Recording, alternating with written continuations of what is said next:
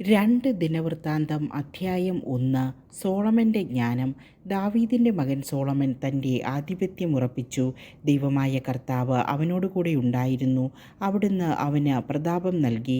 സഹസ്രാധിപന്മാർ, ശതാധിപന്മാർ, ന്യായാധിപന്മാർ, കുടുംബത്തലവന്മാരായ നേതാക്കന്മാർ എന്നിവർ ഉൾപ്പെടെ ഇസ്രായേൽ ജനത്തോട് അവൻ സംസാരിച്ചു. അതിനുശേഷം അവൻ ജനത്തോടുകൂടെ ഗിബെയോനിലെ ആരാധനാസ്ഥലത്തേക്ക് പോയി. കർത്താവിൻ്റെ ദാസനായ മോശ മരുഭൂമിയിൽ വെച്ച് നിർമ്മിച്ച ദൈവത്തിൻ്റെ സമാഗമ കൂടാരം അവിടെയായിരുന്നു.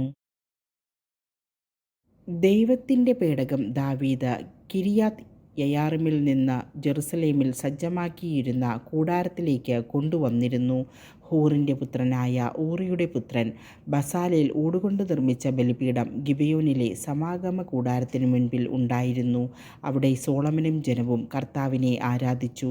സോളമൻ സമാഗമ കൂടാരത്തിന് മുൻപിലുള്ളതും ഊടുകൊണ്ട് നിർമ്മിച്ചതുമായ ബലിപീഠത്തെ സമീപിച്ച് 1000 ദഹനബലി അർപ്പിച്ചു.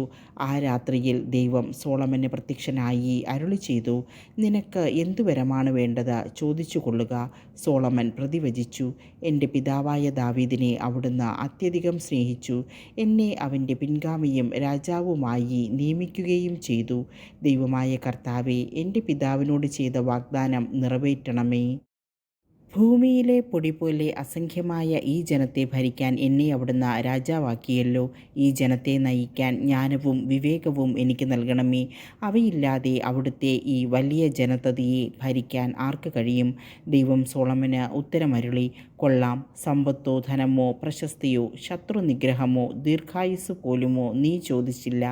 ഞാൻ നിന്നെ രാജാവാക്കി. നിനക്ക് അധീനമാക്കിയിരിക്കുന്ന എൻ്റെ ജനത്തെ ഭരിക്കാൻ ജ്ഞാനവും വിവേകവും നീ ചോദിച്ചു. ഞാൻ നിനക്ക് ജ്ഞാനവും വിവേകവും നൽകുന്നു.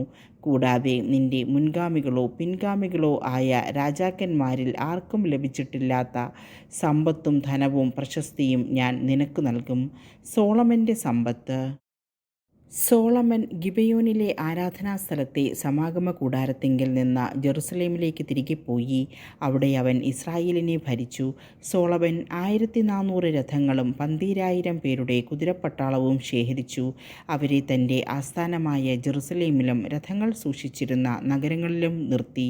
സോളമൻ്റെ കാലത്ത് വെള്ളിയും പൊന്നും കല്ലുപോലെയും ദേവദാരു ശെഫേല താഴ്വരയിലെ അത്തിപോലെയും സുലഭമായിരുന്നു.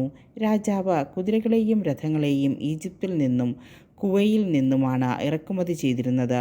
കുവയിൽ നിന്നും വർത്തകന്മാർ അവയെ വില കൊടുത്ത് ഏറ്റുവാങ്ങി. രഥമൊന്നിന് 600 ഷെക്കൽ വെള്ളിയും കുതിരയൊന്നിന് 180 ഷെക്കൽ വെള്ളിയുമാണ് ഈജിപ്തിലെ വില. ഇതുപോലെ അവർ ഹിത്തി രാജാക്കന്മാർക്കും സിറിയ രാജാക്കന്മാർക്കും ഇവ കയറ്റി അയച്ചിരുന്നു.